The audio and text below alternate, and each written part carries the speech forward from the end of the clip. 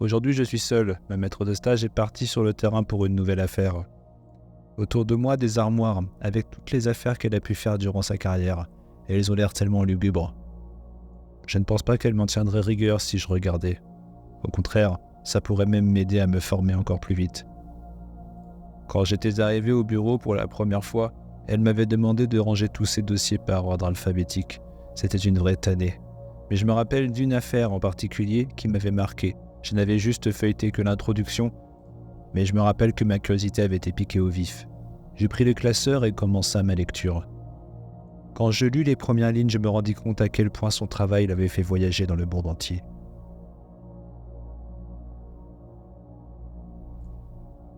Au nord-ouest le plus éloigné du Canada existe une région qui a été sobrement intitulée le Nord-Ouest. C'est un énorme morceau de terre où officiellement personne ne vit dessus. De sorte à ce que vous le compreniez bien, partons du principe que la France est un pays habité par à peu près 68 millions d'habitants et que les territoires ouest du Canada représentent environ 4 fois la superficie de la France, mais avec seulement 50 000 habitants. Et en plus d'être un endroit gigantesque et pour la plupart inhabité, ces territoires sont totalement sauvages. Des forêts denses et vertes, des montagnes à perte de vue, des fleuves massifs et puissants, et des lacs semblables à des mers. Mais surtout, ajoutez-y des animaux énormes et dangereux. Dites-vous que même pour des randonneurs chevronnés, des experts de la survie, les territoires du nord-ouest du Canada sont considérés comme une des zones les plus dangereuses au monde. Et au milieu de tout cela se trouve un endroit encore plus dangereux. Pourquoi ? Eh bien, cet endroit qui s'étale sur une superficie de 18 000 m² est appelé la vallée Nahanni. C'est en 1976 que cette vallée fut transformée en un parc national, une réserve pour la vie sauvage. Aucun humain n'est autorisé à se balader dans ce parc. Pas tant parce que cela est illégal, mais plutôt que cela est beaucoup trop dangereux et que personne n'y survivrait. Ce n'est pas un parc national que l'on pouvait retrouver dans la plupart du continent nord-américain où l'on pouvait se balader en famille. Dites adieu si vous entrez dans ce parc à toute commodité. Pas d'hôtel, ni de cabane, aucun service public, il n'y a même pas de route pour l'atteindre. La seule façon d'y accéder était soit par avion, par bateau, ou alors il fallait vous lancer dans une randonnée stressante, fatigante. Mais pour tous ceux pour qui ces avertissements seraient vains et qui se trouveraient le courage, l'idéalisme de penser qu'ils pourraient atteindre ce trésor caché, alors cette vie sauvage vous offrait les plus beaux paysages qu'il vous soit jamais offerts dans votre vie. Pourquoi ? Parce que vous l'avez bien compris, l'homme n'a jamais touché à cette nature. Elle est comme vierge. C'est ce que certains appelleraient le nirvana, la mère nature. Cependant, il y a quelque chose à savoir. Cet endroit est considéré comme hanté.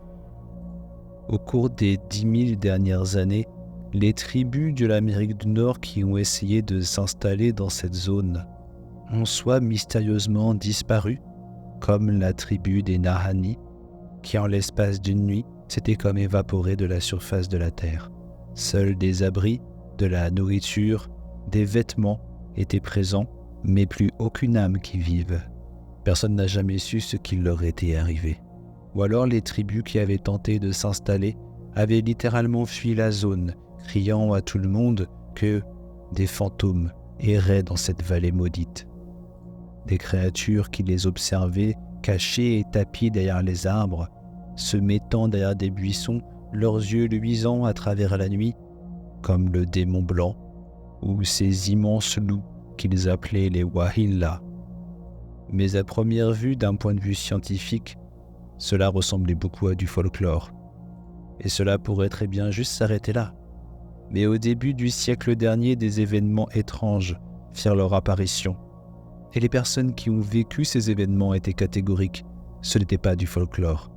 Elles arrivaient vraiment et c'était factuel. Ces choses étaient horribles. Horribles de réalité. Ces événements faisaient étrangement écho à ce que la tribu Nahanni avait pendant des années et des années tenté d'expliquer vainement aux autres populations locales. En 1904, 3 frères, Willie, Frank et Charlie, qui vivaient dans les parties habitées des territoires nord-ouest du Canada, ont décidé de partir à la recherche de mines aurifères. Ils étaient partis d'un raisonnement simple. Les humains n'étaient jamais allés dans la vallée de Nahanni, à part les tribus. Donc s'il devait y avoir de l'or, alors il n'avait pas encore été trouvé. Ils avaient donc toutes leurs chances de revenir avec la richesse. Alors ils partirent. Ils se préparèrent, prirent leur équipement, leurs pioches, tout le nécessaire qui leur permettrait de survivre dans ces conditions extrêmes. Au bout de plusieurs jours de marche éreintante, ils arrivèrent finalement dans cette vallée. Dans leur périple, ils avaient pu compter sur des chiens qui leur avaient permis de ne jamais perdre leur chemin, ainsi que des bateaux construits à base de branches et de cordages pour pouvoir traverser les rivières torrentielles. La première chose qu'ils virent fut cette rivière, une rivière plate, d'où son nom de The Flat River. Elle serpentait à travers toute la région et était un moyen de se repérer. Ironiquement, la rivière n'était plate que par son nom, car on pouvait plus la comparer à une rapide, faite pour faire du canyoning, et encore. Le courant était tellement puissant que n'importe quelle embarcation se serait brisée contre les petits rochers, comme les gros. Mais quoi qu'il en soit, les frères n'en encurent. Ils prennent leur bateau fait maison et descendent cette rapide. Comme aucune indication humaine n'est présente, ils décident de s'arrêter aléatoirement sur une des rives de la rivière et installent leur campement. Une fois installés, ils ne perdent pas de temps. Ils sortent leur matériel et commencent à tamiser la rivière à la recherche d'or. À peine avaient-ils plongé le tamis dans l'eau que des morceaux d'or, aussi gros que des cailloux, se tenaient piégés à l'intérieur. Ahuris par cette découverte et avec la facilité avec laquelle ils avaient trouvé tout cet or, ils continuèrent toute la matinée, puis la journée entière. Ils ne s'arrêtèrent même pas pour dormir. Ils continuèrent comme cela plusieurs jours, ne s'arrêtant vraiment que quand la fatigue était éreintante. Le temps passa tellement vite qu'au bout d'une semaine, ils se rendirent compte que tous leurs containers, leurs cartons et leurs boîtes étaient remplis à ras-bord d'or. Ils ne pouvaient plus rien transporter. Ils s'étaient dit alors qu'il était peut-être temps de retourner au village, échanger cet or, se faire de l'argent et repartir directement ici pour continuer leur excavation. C'est ce qu'ils firent. Ils prirent leurs affaires et tout cet or, montèrent dans les bateaux, les mirent à l'eau, embarquèrent, ils ramèrent pendant un certain temps et malheureusement, les rapides étant toujours plus puissantes et naviguant à contre-courant cette fois, les bateaux se brisèrent. Par miracle, ils arrivèrent à se tirer jusqu'à la rive la plus proche. Dans un élan de survivalisme, ils avaient réussi à récupérer des munitions, des pistolets, mais aussi de la nourriture et un des tamis. Ils étaient dévastés par la perte de tout cet or, mais au moins ils étaient en vie et ils avaient de quoi survivre. Ils réfléchirent quelques minutes avant de se décider de repartir vers le campement de base et de récupérer quelques kilos d'or. Les frères étant pleins de ressources et ayant récupéré quelques morceaux du radeau brisé, ils arrivèrent à reconstruire un autre bateau de fortune à l'aide des branches et des troncs d'arbres tombés au sol sur la rive. Ils se mirent à nouveau à l'eau et finalement atteignirent le campement qu'ils avaient quitté quelques heures plus tôt. Ils installent à nouveau le camp, montent leur tente. Avec le tamis, cherchent à trouver de l'or, mais malheureusement, ils ne trouvent rien. Pas une pierre, pas un gramme d'or. C'est la déception pour eux. C'est une très dure journée. Ils prennent la décision collective que le lendemain matin, ils repartiraient pour le village et ne reviendraient que quand ils seraient véritablement prêts. Alors qu'ils pagaient, 2 des plus jeunes frères sont en train de discuter de comment ils allaient revenir et surtout quand. Ils savaient qu'il y avait de l'or ici. Ils n'avaient juste pas eu assez de chance, mais la prochaine fois, ce sera la bonne. Charlie, qui était l'aîné, au contraire, n'avait pas cette même envie. Pour lui, il se disait que, ok, nous avions trouvé de l'or, mais c'était quand même un grand coup de chance s'ils avaient survécu. Il ne savait pas si c'était une bonne idée, mais laisser ses frères y retourner s'ils le souhaitaient vraiment. Lui resterait au village. Et donc plusieurs mois passent. Frank et Willie sont en train de terminer les préparatifs pour un nouveau voyage. Comme convenu, Charlie ne vient pas, mais il a été remplacé par un autre homme qui se prénommait Robert.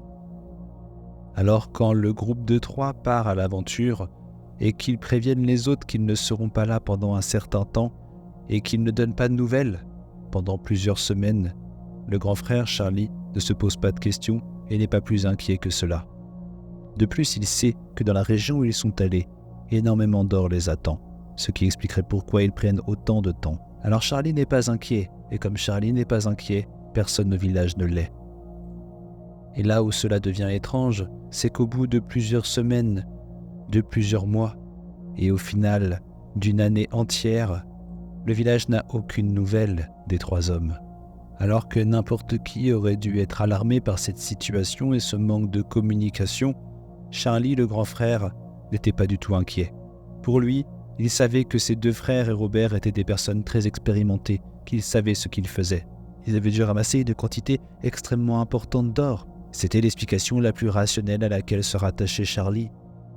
Sauf qu'une 2e année passa, et toujours aucune nouvelle.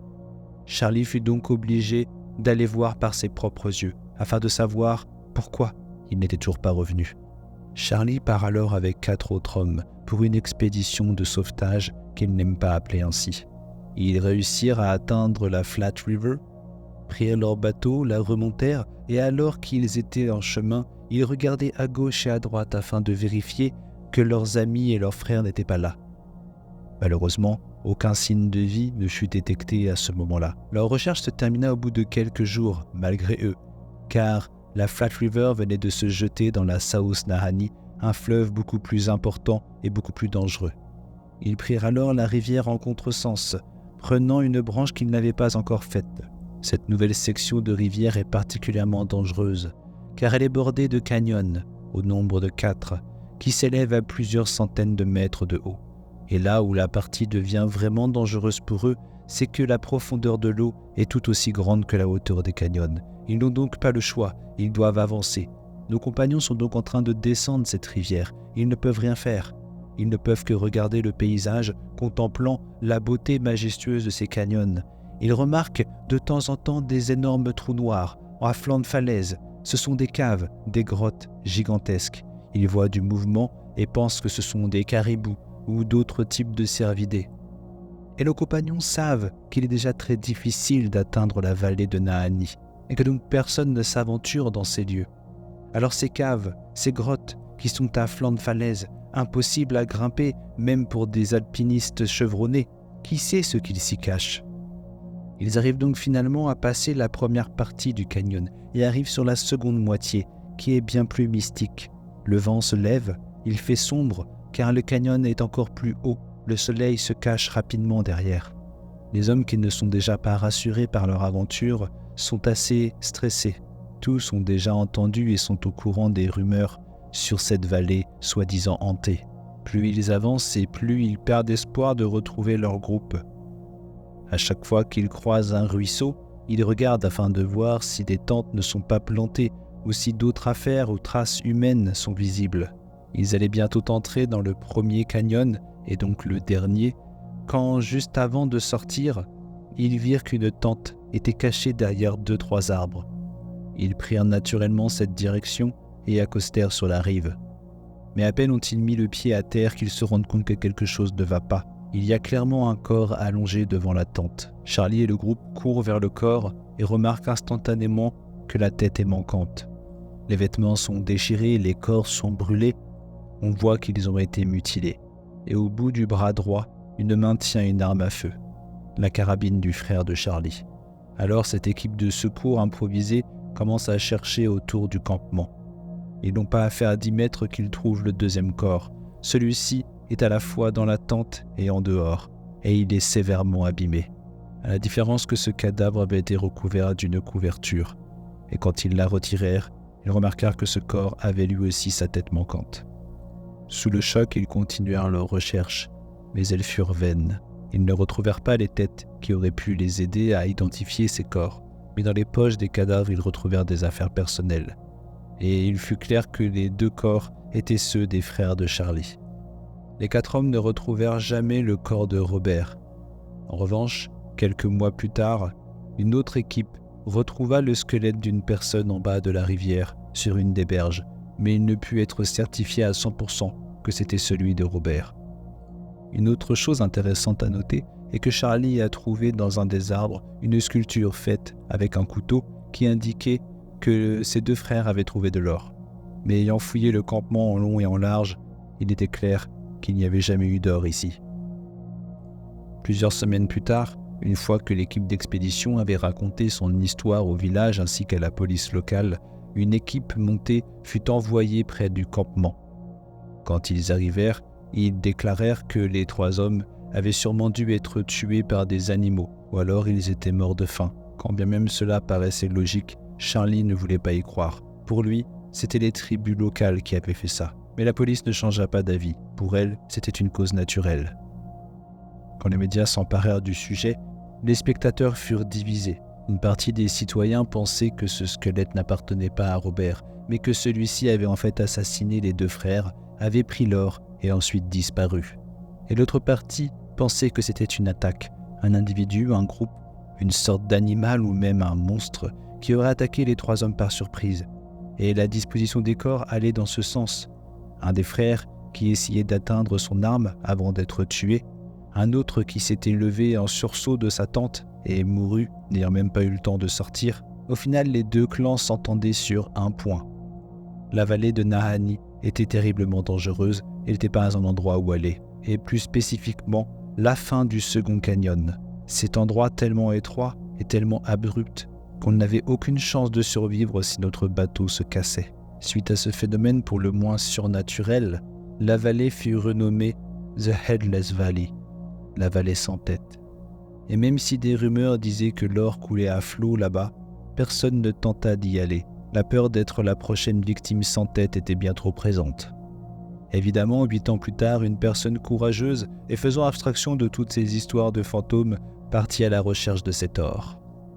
Cet homme, qui s'appelait Martin, avait décidé de partir seul. Il s'installa sur la rivière, à peu près au même endroit où s'étaient posés les frères la première fois. Il commença à ramasser de l'or en grande quantité selon les messages qu'il envoya à ses partenaires qui étaient restés plus haut dans la vallée. Ils s'étaient tous mis d'accord pour que l'été prochain, ils se retrouvent tous à un endroit précis afin d'échanger sur la quantité d'or qu'il avait trouvée et qu'ils puissent mettre en place une sorte d'usine afin de ramasser une plus grande quantité. Donc Martin était seul pendant cet hiver à ramasser son or. L'été arriva finalement et quand ses partenaires se rendirent au point de rendez-vous afin de le rencontrer, Martin ne se montra pas. Les autres attendirent quelques jours, se demandant s'il n'avait pas perdu la notion du temps ou s'il avait eu des problèmes lors de sa venue. Mais quand ils furent certains qu'il ne viendrait jamais, ils décidèrent que c'était à leur tour d'aller voir son campement. Alors, se basant sur les messages qu'ils s'étaient envoyés, ils arrivèrent au niveau de la rivière, à l'endroit où il avait posé son campement. Et là où ils pensaient trouver sa cabane qu'il avait construite de ses mains, ils ne trouvèrent qu'un tas de cendres, des poutres noircies. En effet, il semblait qu'un incendie avait ravagé tout le campement. Il ne restait plus rien. Il n'y avait pas une trace d'or, ni même de Martin. En revanche, juste à côté de ce qui devait être le porche de la cabane, reposait un cadavre brûlé, sans tête. Il était clair que c'était le corps de Martin. Quand bien plus tard la police termina son enquête, elle ne put dire quelle était la cause de la mort. Mais plus étrange, ils ne firent pas le lien avec l'histoire de Charlie et de ses 2 frères. Quand les gens apprirent la nouvelle de la mort de Martin par les nouvelles, ils devinrent fous, et les théories refirent surface. Même si la police niait tout lien entre les 2 affaires, il était clair pour la population que ce nouveau meurtre était le fait de quelque chose de bien plus mystérieux qu'un simple accident. Et d'autres accidents comme cela se produisirent les années suivantes. 2 amis chasseurs partirent à la recherche de ce campement d'or. Ils positionnèrent leur tente à peu près au même endroit où les frères avaient été trouvés. Au bout d'un moment, un des 2 chasseurs dit à l'autre qu'il allait vérifier les pièges qu'il avait posés le long de la rivière et qu'il ne reviendrait sûrement que dans une semaine. Les jours passèrent, puis les semaines, et l'autre chasseur commença à s'inquiéter. Il partit à sa recherche et finalement le trouva. Il était apparemment assis devant un feu éteint depuis plusieurs jours. et il était mort. Mais ce qui était étrange, c'est qu'il était mort de froid. Il était congelé. Il avait des engelures au bout de ses doigts, mais ce qui était bizarre, c'était que son visage ne montrait aucune douleur. Il n'avait pas d'inconfort dans sa position. Ses yeux étaient ouverts, mais aucune trace de peur ou de douleur ne transparaissait sur son visage. C'était comme si certains avaient dit qu'il était mort instantanément, comme s'il avait gelé sur place. Quand la police arriva, ils durent avouer que oui, cela était très bizarre, mais que ça n'avait aucun rapport avec les autres affaires. Une dizaine d'années plus tard, c'est un groupe de chasseurs cette fois, au nombre de 8, qui partit faire une sortie le long de cette rivière. Dans le groupe, il y a une femme, Annie. Chacun passe un bon moment et s'amuse, et un soir, alors qu'ils avaient tous bu, ils étaient là en train de bavarder et de manger leur ration et finirent par aller se coucher. Quand le lendemain ils se levèrent, Annie avait disparu. Ils l'ont cherchée pendant des heures et des jours jusqu'à ce que leur ration de survie arrive à la fin. Ne voulant ne pas se mettre en danger eux aussi, ils durent repartir en arrière. Mais quand ils prévenirent la police de la disparition d'Annie, cette dernière quadrilla la zone et fit plusieurs battues afin de la retrouver. Mais cela fut vain. Mais plusieurs mois plus tard, un homme alla voir la police et raconta son histoire. Apparemment, lorsque ce groupe de chasseurs s'était réuni, il les avait entendus. Il était situé de l'autre côté de la rivière, mais n'alla pas les rejoindre puisqu'il n'était pas invité.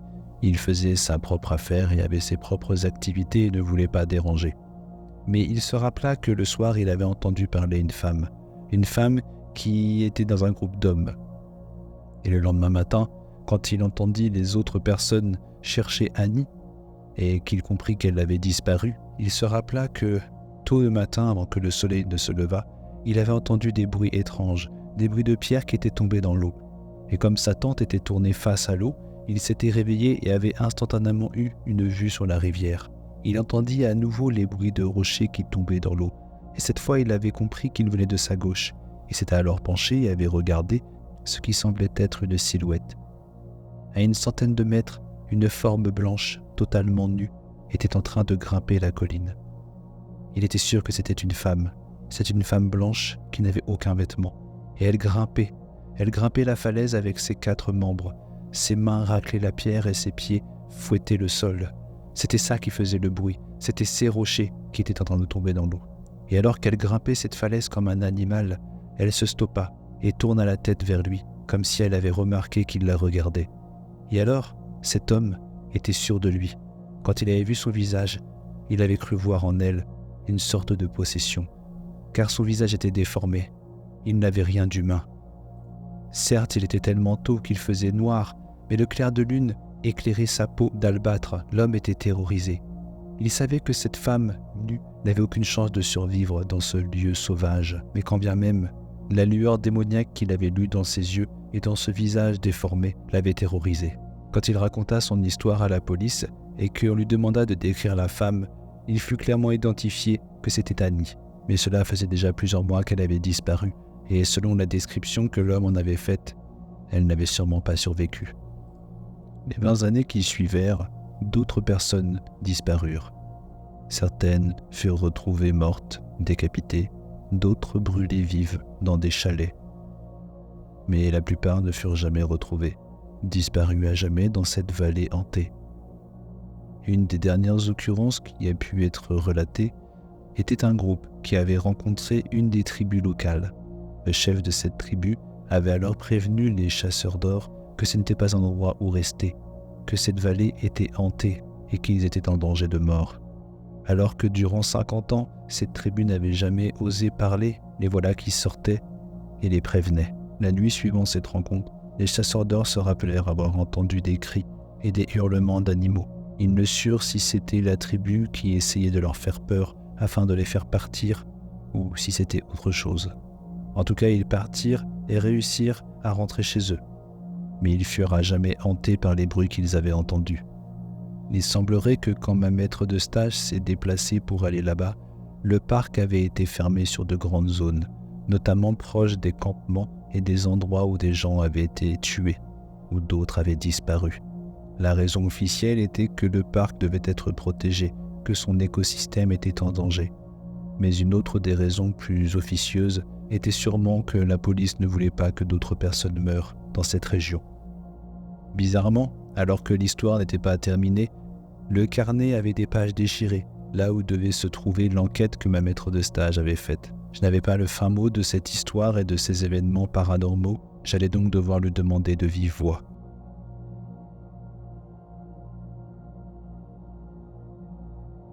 Dans le monde du paranormal, nombreux sont ceux qui cherchent à trouver la vérité, ou ne serait-ce que des explications, dans des événements logiques ou alors spirituels. Vous vous doutez bien que je ne suis pas la seule personne à m'être penché là-dessus et à essayer de découvrir ces mystères, en appliquant une méthode originale ou au contraire, inspirée de ce que les prédécesseurs ont pu faire. C'est pourquoi aujourd'hui je vais vous parler d'une personne qui m'a grandement inspiré, d'une personne qui répond au nom de Bill Selvin. Dans le domaine du paranormal, où le scepticisme se dispute à la croyance, un homme a cherché à former une équipe qui transcenderait les limites du drame et des idées fausses, de l'obscurantisme et de la fausse science.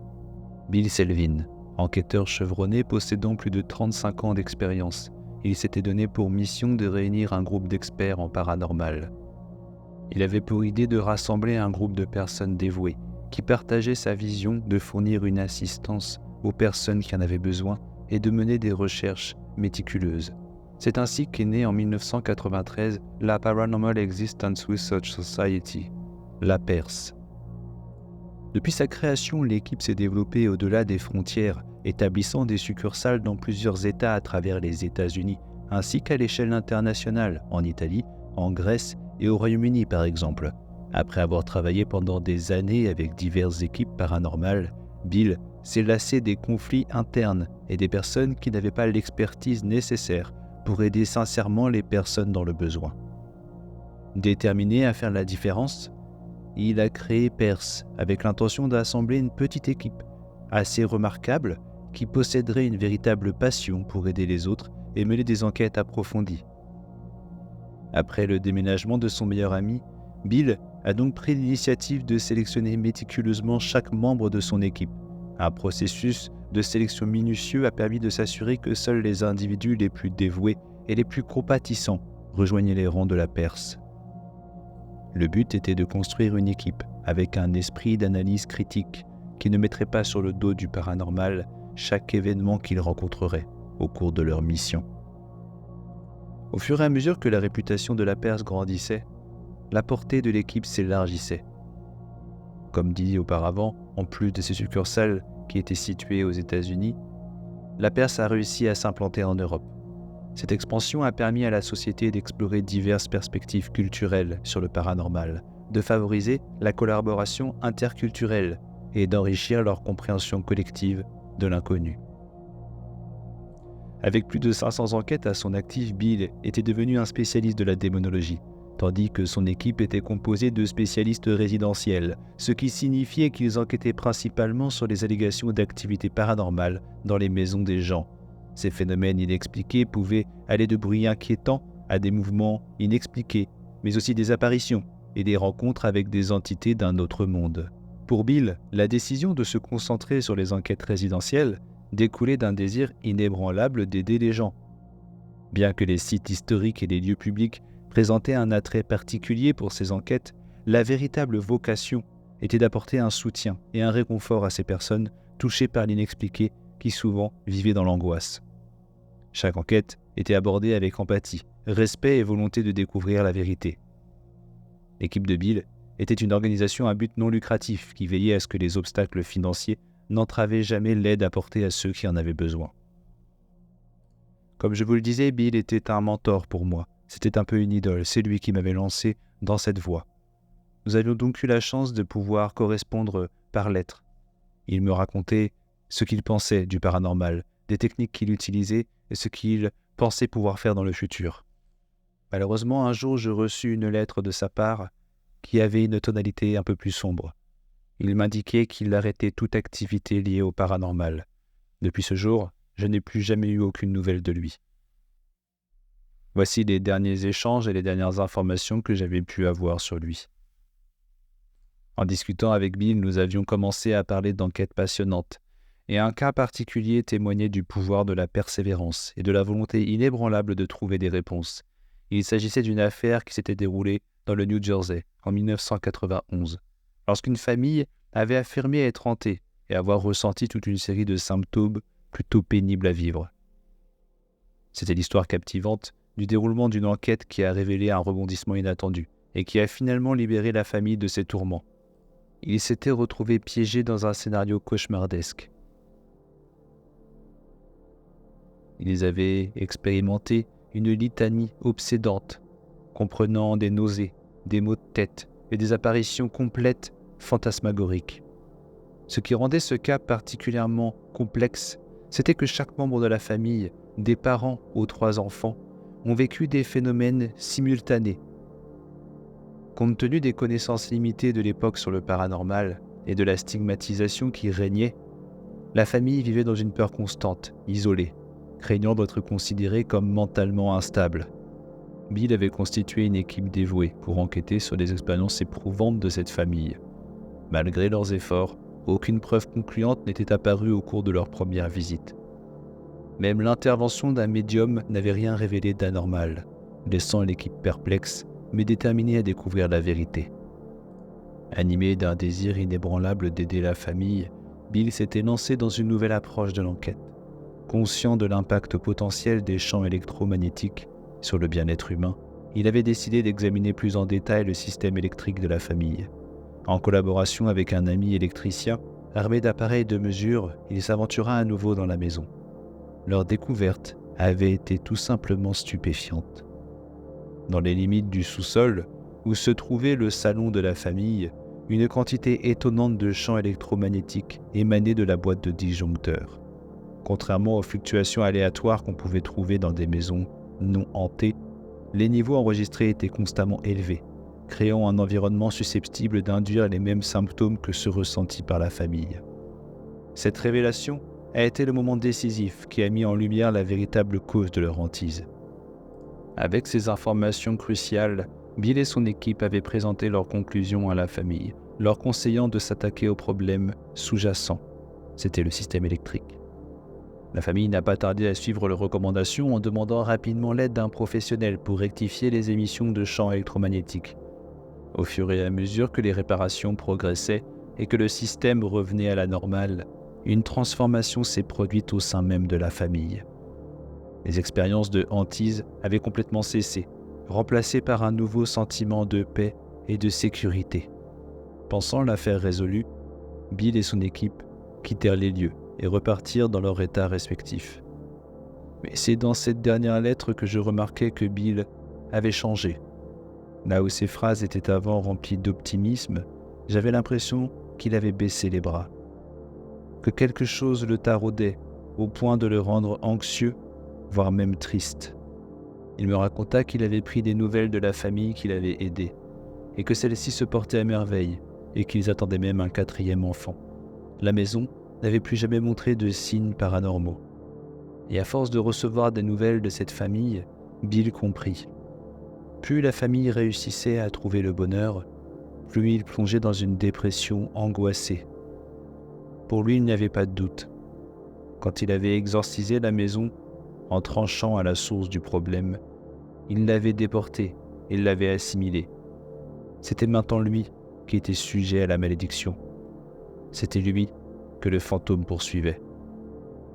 Quand j'eus lu les derniers paragraphes de la dernière lettre que j'avais reçue de lui, je compris qu'il était au fond du gouffre, qu'il n'avait aucune solution et que si la situation ne s'améliorait pas pour lui, et il n'avait pas fini sa phrase. C'étaient les derniers mots que j'avais eus de lui. Je pense que dans sa bonté, le démon avait trouvé quelque chose de fascinant. L'entité s'était fixée comme objectif de détruire Bill, de détruire sa vie, de détruire son optimisme, de détruire ses croyances. En arrivant dans cette famille, avec cette empathie, cette volonté de faire le bien, il avait provoqué le démon, et le démon n'avait pas apprécié. Quand j'avais voulu le retrouver, en m'aidant de sa famille et de ses amis, j'appris que eux-mêmes n'avaient plus aucune nouvelle de lui. Il avait disparu du jour au lendemain et la police avait bâclé l'affaire. Je pense au fond de moi qu'il n'est pas mort. Je pense que même au fond du gouffre, harassé par cette dépression et cette angoisse, cette part de lui qui voulait faire le bien ne s'autorisait pas à être aidé, ne s'autorisait pas à peut-être blesser quelqu'un d'autre, car il savait que ce démon était trop puissant, et que au moins, s'il savait qu'il était avec lui, avec Bill, alors personne d'autre ne souffrirait.